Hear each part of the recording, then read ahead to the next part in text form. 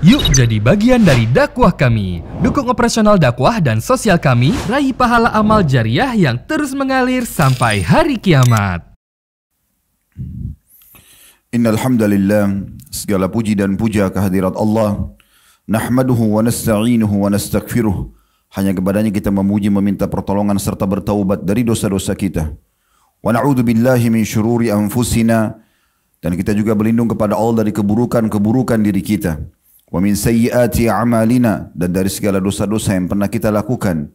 May yahdihillahu fala mudhillalah. Barang siapa yang telah Allah berikan petunjuk, maka tidak akan pernah ada yang bisa menyesatkannya. Wa may yudlilhu fala hadiyalah. Dan barang siapa yang telah Allah sesatkan, maka tidak akan mendapatkan petunjuk selamanya. Asyhadu an la ilaha illallah wahdahu la syarikalah wa asyhadu anna Muhammadan abduhu wa rasuluh. Saya bersaksi tiada Tuhan yang berhak disembah kecuali Allah, dan Muhammad benar-benar hamba juga utusannya. Allah mengingatkan dalam 3 ayat dalam Al-Quran. Ya ayyuhalladzina amanu taqullaha haqqa tuqatihi wa la tamutunna illa wa antum muslimun. Hai sekalian orang-orang yang beriman, bertakwalah kepada Allah. Hanya patuh dan tunduklah kepada satu-satunya pencipta segala sesuatunya, baik di langit, di bumi, di kedalaman lautan, terjangkau atau tidak terjangkau oleh mata manusia. Sebenar-benar patuh dan tunduk kepada Allah, dan janganlah kalian meninggal dunia kecuali dalam keadaan Islam. Di ayat yang kedua Allah mengingatkan juga, ya ayuhan nasu taqu rabbakum alladhi khalaqakum min nafsin wahidah wa khalaqa minha zawjaha wa batha minhuma rijalan katsiran wa nisaa wattaqullaha alladhi tasaaluna bihi wal arham innallaha kana 'alaikum raqiba. Hai sekalian manusia, sekali lagi bertakwalah, hanya patuh dan tunduklah kepada Allah yang telah menciptakan kalian dari jiwa yang satu, yaitu Adam alaihissalam, dan telah menciptakan dari jiwa yang satu istrinya Hawa alaihissalam, dan telah banyak memberikan keturunan laki-laki juga perempuan dari keduanya. Sekali lagi bertakwalah kepada Allah dan jagalah hubungan silaturahim. Sesungguhnya Allah senantiasa mengawasi kalian. Di ayat yang ketiga, ya alladzina amanu taqullaha wa qulu qawlan sadida yuslih lakum a'malakum wa yaghfir lakum dhunubakum wa may yuti'illaha wa rasulahu faqad faza fawzan 'azima.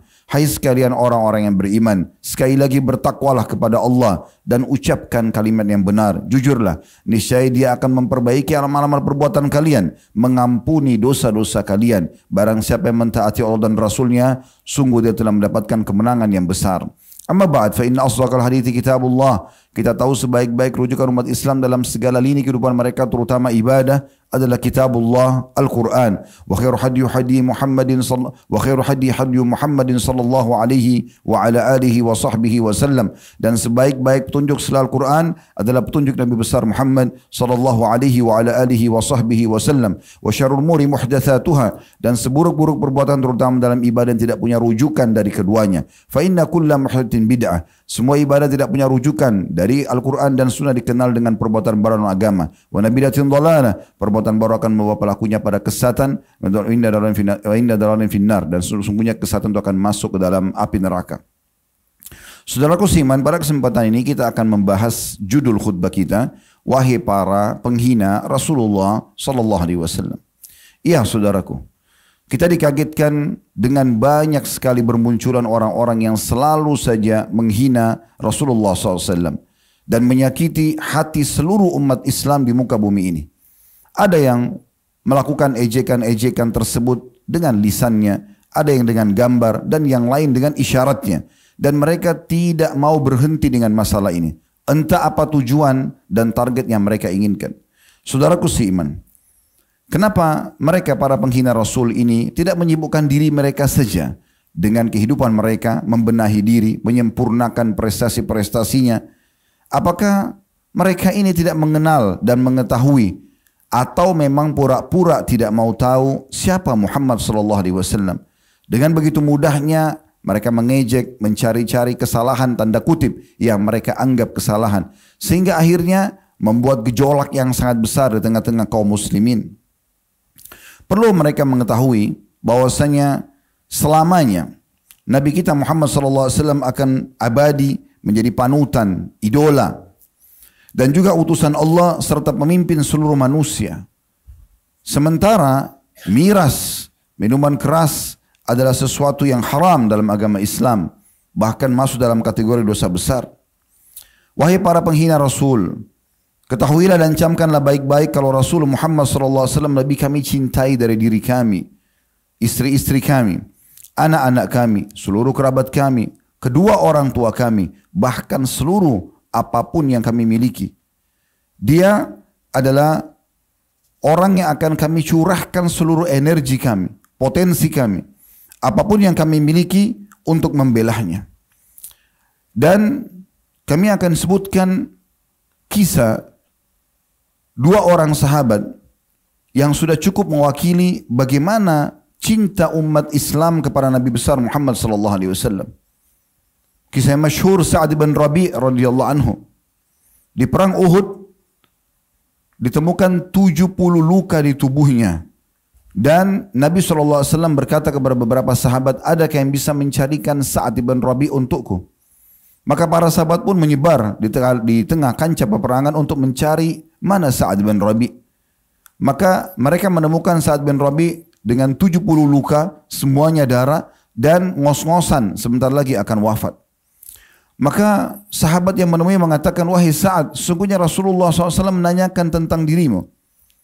Maka dalam kondisi dia sedang sakarat, dia masih mengatakan, sampaikan salamku kepada Rasulullah SAW dan sampaikan kepadanya, semoga Allah membalas dia dengan sebaik-baik balasan kepada Nabi yang menyampaikan risalah kepada umatnya. Serta pesankan kepada seluruh keluargaku dan kaumku, tidak ada uzur bagi mereka untuk meninggalkan Rasulullah SAW. Lalu saat pun wafat. Di saat akan meninggal dunia pun penuh dengan perjuangan untuk menyampaikan salam hormat, untuk menunjukkan bahwasanya dia peduli dan juga cinta kepada Nabi SAW. Kisah yang kedua, Khubayb bin Adi radhiyallahu anhu, seorang sahabat yang ditawan oleh musuh kemudian diperjualbelikan di pasar lalu diberi oleh Quraisy, dan Quraisy ingin membunuh Khubayb radhiyallahu anhu karena memang dia banyak menumpas dan membunuh orang-orang Quraisy, kafir Quraisy di perang Badar. Di saat dia akan dibunuh, diikat di sebuah batang pohon kurma, kemudian salah satu Quraisy mengatakan, apakah kau ingin, hai Khubayb? Pada saat itu setiap orang bebas untuk menyiksanya. Ada yang mencoretnya tubuhnya dengan pisau, ada yang menusuknya, ada yang melemparinya dengan batu, ada yang mengejeknya, sehingga dia luka dan dia mati pelan-pelan.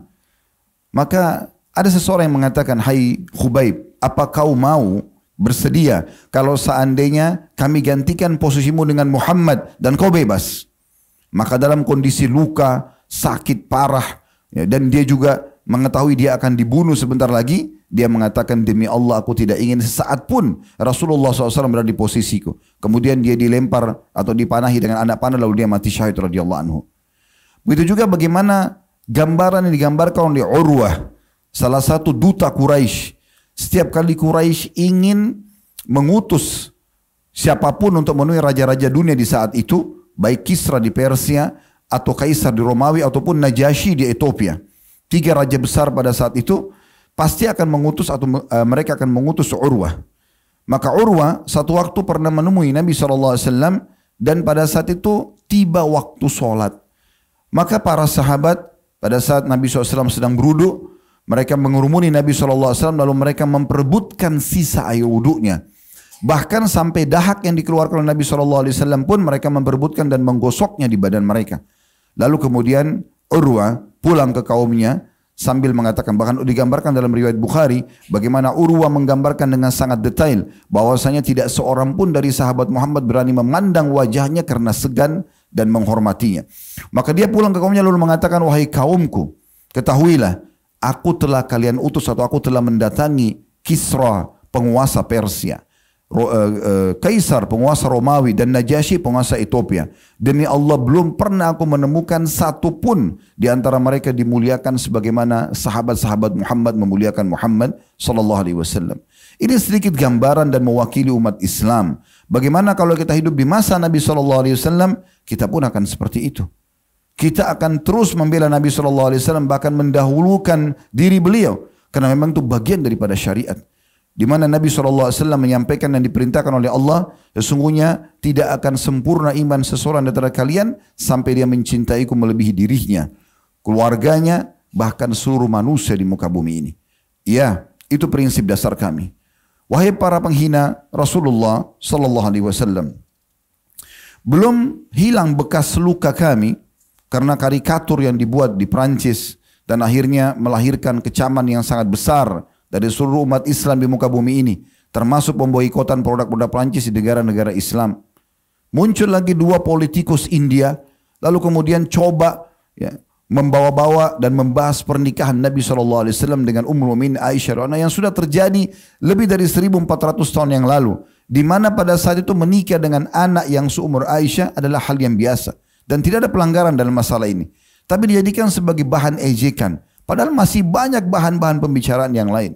Lalu kemudian terjadi kecaman besar-besaran yang sampai hari ini masih berjalan kecaman tersebut, dan umumnya di negara Timur Tengah terjadi pemboikotan besar-besaran terhadap produk India. Bahkan banyak muslim-muslim, pengusaha muslim mengeluarkan dan membakar produk-produk India ada di supermarket mereka. Subhanallah, belum selesai luka kita tentang masalah itu. Di Indonesia yang mayoritas muslim, kita dikagetkan beberapa hari ini dengan adanya iklan gratis minum khamar, minuman keras atau miras asal namanya Muhammad. Kenapa harus Muhammad? Apakah kalian belum tahu makna Muhammad adalah orang yang mulia? Atau maknanya sendiri, Muhammad dan Ahmad adalah terpuji.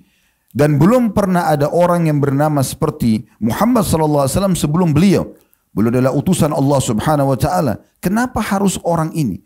Dan uniknya tersebar di media banyak sekali cuplikan-cuplikan orang yang berbangga-bangga sambil mabuk di tempat tersebut, lalu kemudian memperlihatkan kalau mereka berdoa sambil mabuk, seakan-akan mengolok-olok masalah ini. Belum lagi memang ada orang yang dianggap namanya Muhammad dipanggil-panggil dan seterusnya. Ini sesuatu yang sangat aneh. Baik orang yang pemilik tempat tersebut yang alhamdulillah sudah datang hukuman, ya walaupun ini masih pembukaan hukuman kalau kami melihat dari Allah Subhanahu wa Ta'ala dengan diangkatnya izin dengan alasan tentu belum melengkapi izin-izinnya, juga kalau terus saja berlanjut akan datang hukuman yang jauh lebih besar. Demikian pula dengan orang yang kalau betul yang sedang mabuk itu bernama Muhammad, ini betul-betul seorang muslim yang sangat bodoh yang menghina nabinya Muhammad SAW. Kenapa harus berbangga mendapatkan sebotol khamar, minuman keras gratis dengan membawakan nama mulia Muhammad SAW? Muhammad lebih pantas di masjid, di majelis-majelis, di tempat-tempat yang mulia. Wahai para penghina Rasulullah, andai saja kalian belum tahu siapa Muhammad SAW, maka kami menceritakan kepada kalian. Dia adalah utusan Allah Subhanahu wa Ta'ala, pencipta alam semesta ini. Dari populasi 7,5 miliar manusia di muka bumi ini, ada 6 miliar orang-orang yang meyakini tentang Allah. Ada orang Islam, ada Yahudi dan Nasrani, terlepas daripada keyakinan mereka yang lainnya, tapi mereka meyakini ada Tuhan Allah. Mayoritas manusia meyakini Allah Subhanahu wa Ta'ala. Yang sisanya meyakini patung dan seterusnya, atau orang-orang ateis yang tidak meyakini ada Tuhan. Jadi mayoritas orang meyakini tentang adanya Tuhan Allah. Dan Allah mengutus Nabi Muhammad SAW kepada seluruh manusia. Bagaimana Allah menggambarkan dalam Al-Quran tentang masalah ini. A'udzu billahi minasyaitonir rajim, dalam surah Al-Fatih surah nomor 48 ayat 29, Muhammadur Rasulullah, Muhammad adalah utusan Allah. Dan juga dalam surah Al-Ahzab surah nomor 33 ayat 40 Allah mengingatkan, A'udzu billahi minasyaitonir rajim, ma kana Muhammadun aba ahadin min rijalikum walakin Rasulullah wa khataman nabiyyin wa kana Allah bikulli syai'in alima. Sesungguhnya Muhammad bukanlah ayah seseorang di antara kalian, tapi dia adalah utusan Allah dan penutup para nabi. Sesungguhnya Allah mengetahui segala sesuatunya.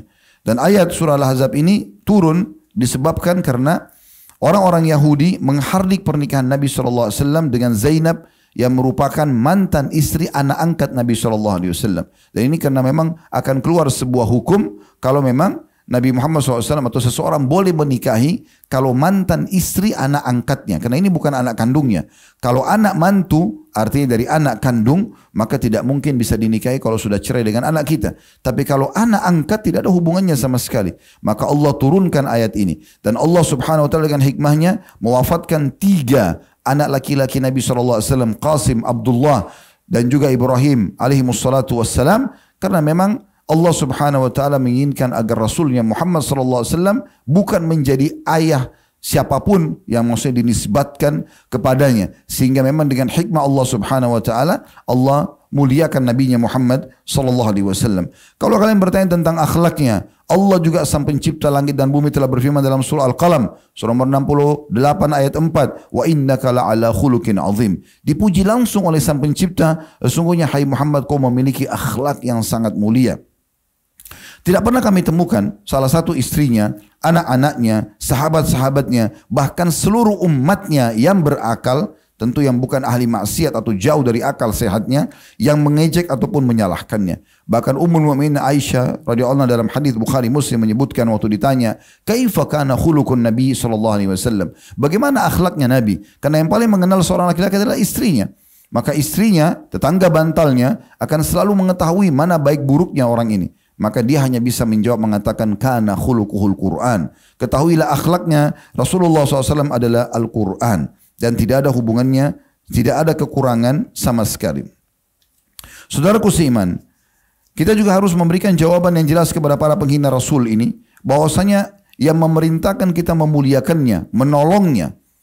Kalau sekarang beliau sudah meninggal, maka tetap ada kewajiban menolongnya. Karena ini perintah Allah Subhanahu wa Ta'ala. Bukan hanya seperti Sa'ad bin Rabi, bukan hanya seperti Hubayb bin Adi, bukan hanya seperti kisahnya Urwah tadi, dan beberapa sahabat-sahabat ridwanullah alaihim yang menggambarkan tentang cinta mereka, karena mereka melihat Nabi semasa hidupnya, atau melihat dengan mata kepala. Tapi kita pun setelah meninggal, Nabi SAW tetap diwajibkan untuk membelahnya. Allah menyebutkan dalam surah Al-A'raf, surah nomor 7 ayat 157, A'udzu billahi minasyaitonir rajim. يتبعون الرسول النبي الأمي الذي يجدونه مكتوبا عندهم في التوراة والإنجيل يأمرون بالمعروف وينهون عن المنكر ويحل لهم الطيبات ويحرم عليهم الخبائث ويدع عنهم إصرهم والأغلال التي كانت عليهم فالذين آمنوا به وعزروه ونصروه واتبعوا النور الذي أنزل معه أولئك هم المفلحون. Artinya, orang-orang yang mengikuti Rasul Muhammad sallallahu alaihi wasallam, nabi yang buta huruf, memang beliau tidak bisa membaca menulis, agar hilang semua syubhat kalau beliau yang menyusun Al-Quran. Karena telah muncul syubhat seperti ini, bahwasanya Muhammad sallallahu alaihi wasallam mengambil ayat dari Taurat dan Injil lalu menyusunnya menjadi Al-Quran. Maka Allah membantahnya. Allah mengatakan yang orang-orang yang mengikuti Nabi atau Rasul, Nabi yang buta huruf, yang mereka dapatkan tertulis di kitab mereka dalam Taurat dan Injil, yang akan menyeru mereka kepada kebaikan dan melarang mereka dari kemungkaran, serta menghalalkan untuk mereka semua yang baik-baik dan mengharamkan terhadap mereka semua yang buruk-buruk, serta akan menghilangkan belenggu-belenggu yang membebani mereka. Maka orang-orang yang beriman kepadanya dan memuliakannya, memenangkannya, dan juga mengikuti cahaya atau Al-Quran yang diturunkan kepadanya, mereka adalah orang-orang yang beruntung. Andai saja wahai para penghina Rasul, kalian menanyakan apa mukjizatnya. Terlalu banyak ratusan mukjizat Nabi kami Muhammad SAW, dan cukuplah kalau mau bukti nyata, itu disebutkan dalam Al-Quran surah Al-Qamar, surah nomor 54 ayat 1. A'udzu billahi minasyaitonir rajim. Iqtarabatis sa'atu wa insyaqqal qamar. Sungguh telah dekat hari kiamat dan telah terbelah bulan itu. Disebutkan oleh sahabat yang mulia Abdullah bin Mas'ud radhiyallahu anhu. Beliau mengatakan di dalam hadis Bukhari Muslim, kami menyaksikan bulan di Mekah terbelah dua bahagian. Sebelum hijrah Nabi SAW ke Madinah, sebelah bulan di sisi bukit atau gunung Abi Kubais dan sebelah lagi di gunung As-Suwaida. Walaupun orang-orang Quraisy pada saat itu mengatakan, ini pasti sihir, tidak mungkin bulan bisa terbelah. Karena waktu itu mereka menantang Nabi SAW dengan niat untuk menghina Nabi. Mereka mengatakan, hai Muhammad, apa kau mau kami beriman? Kata Nabi SAW, iya. Lalu mereka mengatakan, apa kau lihat bulan itu? Kata Nabi SAW, iya. Maka mereka mengatakan, belah bulan itu buat kami. Mereka minta dibelah bulan. Bukan hanya sekedar membelah pohon yang kira-kira masih masuk akal manusia. Bulan yang manusia pun di masa sekarang teknologi canggih belum tentu bisa mencapai ke sana kecuali dengan waktu yang cukup panjang. Maka mereka mengatakan di masa itu belum ada teknologi, belah bulan buat kami. Maka Nabi SAW menerima tantangan tersebut sambil mengatakan, apakah kalian akan beriman bila Allah menerima permintaan kalian? Mereka mengatakan tentu saja. Maka semua sahabat waktu itu menyaksikan dan juga orang-orang Quraisy bagaimana Nabi SAW menunjuk bulan dan menggaris dengan telunjuk beliau SAW dan terbelah menjadi dua. Itu pun mereka masih mengatakan ini betul-betul sihir yang luar biasa. Untuk memastikan ini sihir, kita akan tanyakan orang-orang Quraisy yang ada di luar Mekah, masih di negeri Syam berdagang pada saat mereka kembali nanti. Apakah mereka juga melihat bulan? Kalau mereka lihat bulan seperti ini terbelah seperti yang kita saksikan, berarti bukan sihir. Maka beberapa hari setelah itu ada beberapa pedagang Quraisy kembali dan mereka menanyakan kepada pedagang-pedagang tersebut. Para pedagang itu pun memberikan kesaksian kalau mereka menyaksikan bulan terbelah. Dan sampai hari ini kita ketik di Google foto bulan terbelah, kita akan temukan memang ada foto nyata. Anda bisa menyaksikan itu dan para ilmuwan mengatakan garis yang ada di tengah-tengah bulan ini menandakan dulu bulan pernah terbelah, entah kapan. Dan ini menandakan satu waktu nanti bisa terbelah juga sebagaimana terbelah dulu. Tapi kita umat Islam punya jelas dalam surah Al-Qamar, surah nomor 54 ayat 1. Perlu kalian tahu bahwasanya Allah Subhanahu wa taala akan menolongnya selain kami. Allah Subhanahu wa taala akan menolongnya. Dan Allah sudah mengekalkan dalam Al-Quran yang kami yakini pasti benar. Beberapa ayat diantaranya surah Al-Kautsar, surah nomor 108 ayat 3. Hampir seluruh umat Islam menghafal ayat ini. Inna syani'aka huwal abtar. Sesungguhnya orang yang mengolok-olok kaum Muhammad pasti akan rugi. Juga dalam surah Al-Hijr disebutkan ayat 95. A'udzu billahi minasyaitonir rajim. Inna kafainakal mustahziin. Sesungguhnya kami pasti memelihara engkau wahai Muhammad dari kejahatan orang-orang yang mengolok-olokmu. Dan kita menyaksikan dalam buku-buku sejarah mayoritas yang telah mengolok-olok Nabi SAW Allah binasakan di perang Badar. Begitu juga Abu Lahab yang sangat masyhur mencaci maki Nabi SAW. Tentu di perang Badar meninggalnya Abu Jahal, Umayyah bin Khalaf, kemudian Al-Walid, Syaibah dan beberapa tokoh-tokoh Quraisy yang memang kerjanya mengolok-olok Nabi SAW di Mekah. Begitu juga dengan Abu Lahab yang tidak sempat ikut berperang, maka Allah hinakan dia dengan cara kepalanya dipukul ya, oleh salah satu orang Quraisy yang sudah masuk Islam karena dia menghina Nabi SAW dan tidak menerima. Ya, pada saat itu kekalahan mereka di Badar dan sempat dia memukul budaknya Abbas radhiyallahu anhu ajma'in, waktu itu sudah masuk Islam, maka dipukullah kepala dia dengan ya busur panah, kemudian bocor, berdarah dan akhirnya Abu Lahab meninggal. Waktu dia meninggal karena banyak yang menghina Nabi SAW, maka badannya membusuk dan tidak ada satupun anak-anaknya pun, tidak ada kerabatnya termasuk anaknya yang mau mengurus jenazahnya. Maka mereka merajamnya dari jauh, melempar batu-batu sampai terbentuk seperti kuburan di dalam rumahnya dan membiarkan. Setelah itu rumahnya tidak ditinggali lagi dan Allahu alam bagaimana keadaannya setelah itu. Rumahnya juga tidak diperjualbelikan, entah kemana sekarang sejarah itu. Tapi yang jelas dia pun terhina dan sekian banyak kisah berhubungan dengan masalah itu. Demikian pula di masa setelah meninggalnya Nabi SAW. Kita akan tutup khutbah kita dengan kisah yang masyhur diangkat oleh Ibnu Hajar Al-Asqalani ya, rahimahullah dalam kitabnya Ad-Durar Al-Kamina fi Ayanil Mi'atil Thamina di jilid 4 halaman 103. Dan ini kisah yang sangat masyhur tentunya. Ada seorang tokoh Mongolia masuk agama Nasrani. Maka dia pun mengundang tokoh-tokoh orang-orang Nasrani dan juga pembesar-pembesar Mongolia pada saat itu. Lalu ada seorang pendeta dengan beraninya, dia di pembukaan ceramahnya atau pidatonya, dia menghina-hina Nabi SAW. Pada saat itu ada seekor anjing pemburu, ada beberapa kisah yang menyebutkan bahwasanya itu anjing dia, ada yang mengatakan juga memang anjing penjaga. Di situ diikat dengan rantai yang sangat kuat. Begitu dia menghina Nabi SAW, anjing tersebut meraung dengan keras, kemudian memaksa diri untuk melepaskan diri dari ikatannya, lalu tiba-tiba menyerang orang ini. Menyerang, dicakar mukanya, digigit dia, kemudian orang-orang memisahkannya. Setelah mulai tenang keadaan, maka orang-orang di situ mengatakan pada dia, mungkin karena kau menghina Muhammad, kita mengatakan sallallahu alaihi wasallam tentunya. Maka pada saat itu dia mengatakan tidak, anjing ini hanya sensitif karena pada saat dia melihat saya sedang pidato, tangan saya memberikan isyarat ke arah dia, dia mengira saya akan memukulnya. Maka dia pun ceramah atau pidato lagi, lalu kemudian dia menghina Nabi SAW yang kedua kali.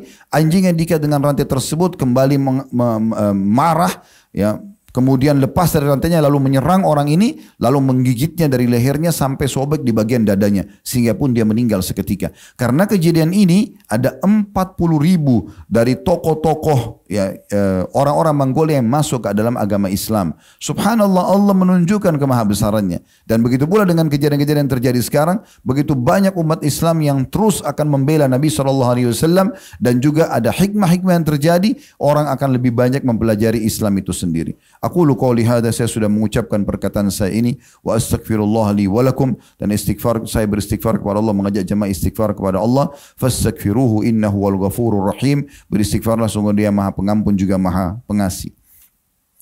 Alhamdulillah wassalatu wassalamu ala Rasulillah. Segala puji dan puja kehadirat Allah Subhanahu wa taala, juga salawat dan taslim kepada Nabi besar Muhammad sallallahu alaihi wa ala alihi wa sahbihi wasallam. Kesimpulan khutbah kita saudaraku seiman, bahwasanya kita sebagai umat Islam harus punya kewajiban atau menyadari punya kewajiban untuk membela Nabi sallallahu alaihi wasallam. Di masa hidup beliau, kalau kita masih hidup kita akan membela sampai kita wafat pun. Begitu juga dengan pada saat beliau sudah meninggal dunia. Bahkan ayat Al-Quran yang berbunyi a'udzubillahi minasyaitonir rajim, la tarfa'u aswatakum fawqa sautin nabi, hai ayyuhalladzina amanu la tarfa'u aswatakum fawqa sautin nabi, hai orang beriman jangan kalian mengangkat suara kalian di atas suara Rasul, di atas suara Nabi.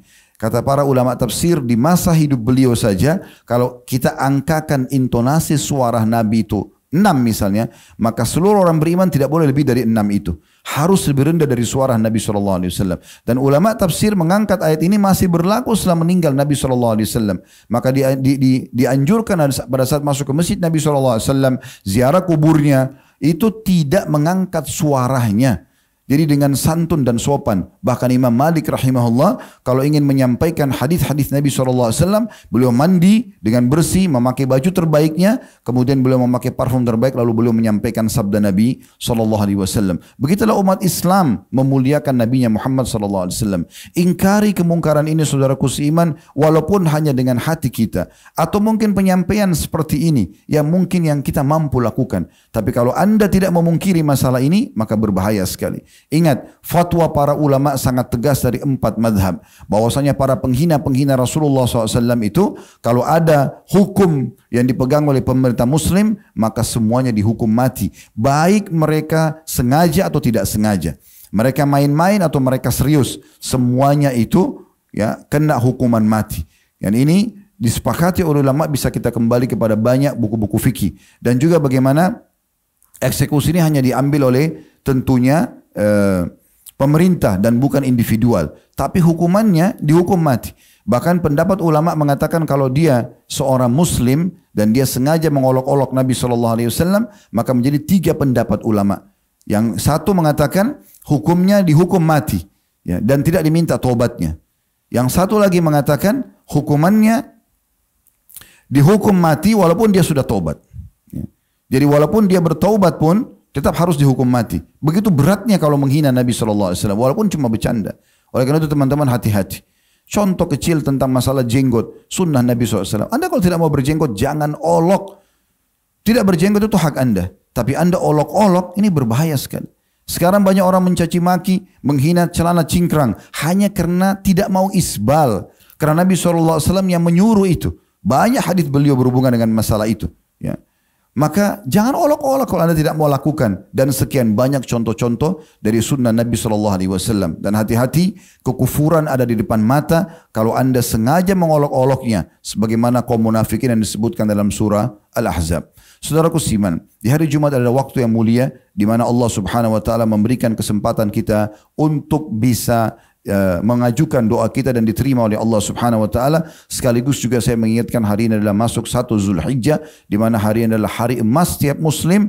Tidak ada amal apapun yang dikerjakan wajib atau sunnah di 10 awal Zulhijjah, dan hari ini kita tanggal 1 Zulhijjah, kecuali akan mengalahkan pahala jihad, kecuali seseorang yang keluar membawa jiwa dan hartanya dan tidak membawa sesuatu pun dari keduanya. Sebagaimana kata Nabi SAW, tidak ada hari-hari sepanjang tahun di mana setiap amal soleh paling Allah cinta dibandingkan dikerjakan di 10 awal bulan Zulhijjah. Maka para sahabat mengatakan, jihad pun ya Rasulullah. Kata Nabi SAW, jihad pun kecuali orang yang keluar membawa hartanya dan jiwanya, kemudian dia tidak membawa pulang keduanya. Oleh karena itu kita maksimalkan untuk ibadah kepada Allah Subhanahu wa taala, termasuk doa kita tentunya yang kita akan panjatkan. Alhamdulillahi Rabbil Alamin. Kami memuji ya Allah sebagaimana layak kau dipuji sebagai pencipta, sampai engkau menerima puji-pujian kami ini, dan juga kami mengucapkan salam hormat kami kepada Nabi besar Muhammad sallallahu alaihi wasallam sebagaimana engkau telah perintahkan kami. Ya Allah, kami tidak berkumpul di masjid ini, di musalla ini, kecuali karena ingin mengerjakan apa yang telah engkau wajibkan kepada kami, yaitu salat Jumat. Maka terimalah ini dengan pahala yang sempurna, serta terimalah seluruh amal-amal soleh yang pernah kami kerjakan, yang sedang kami kerjakan, yang akan kami kerjakan sampai menjelang ajal datang nanti dengan pahala yang sempurna. Dan ampunilah kami, kedua orang tua kami, seluruh kerabat kami, seluruh muslimin dan muslimat, mukminin dan mukminat yang hidup dan juga yang sudah meninggal. Ya Allah, jadikan negara kami Indonesia negara yang aman, tentram, damai, seluruh umat Islam di bawah naungan ukhuwah Islamiyah, dan siapapun yang menginginkan keburukan bagi Islam, bagi muslimin, bagi Indonesia negara tercinta ini, maka kembalikan tipu daya mereka kepada diri mereka sendiri. Ya Allah, tolonglah saudara-saudara kami kaum muslimin di seluruh pelosok muka bumi ini yang sedang tertindas, dimanapun mereka berada. Ikhlaskan niat mereka, terima para syuhada mereka, bolehkan Islam di tangan mereka dan tangan kami semua, serta ikut sertakan kami bersama mereka di pahala, baik dengan doa, dengan harta, dengan juga dengan jiwa kami. Dan ya Allah, berikanlah kami seluruh kebaikan di dunia, Rabbana atina fid dunya hasanah, dan berikanlah kami seluruh kebaikan di akhirat, wa fil akhirati hasanah, dan selamatkan kami dari api neraka, wa qina adzabannar, dan masukkanlah kami ke dalam surga bersama orang-orang yang patuh, wa adkhilnal jannata ma'al abrar, ya azizu ya ghaffar, wa izat yang maha mulia dan juga maha pengampun, ya rabbal alamin, Tuhan alam semesta. Wa sallallahu nabiyana Muhammadin walhamdulillahi rabbil alamin. Inna Allah ya'mur bil adli wal ihsani wa ita'i dzil qurba. Sesungguhnya Allah selalu menyuruh kita berbuat keadilan, kebaikan dan juga berbuat baik, menolong para sanak kerabat. Ya'idukum la'allakum tadhakkarun. Itu peringatan dari Allah, jadikan sebagai pegangan hidup kalian. Wadhkurullahal azim yadhkurkum. Ingat kepada Allah, Allah akan ingat kepada kalian. Washkuru ni'ma yazidkum. Syukuri nikmatnya dia pasti akan tambah. Wala dzikrullahi akbar. Mengingat Allah adalah amal yang paling besar. Wa aqimis salat, dan dirikanlah salat.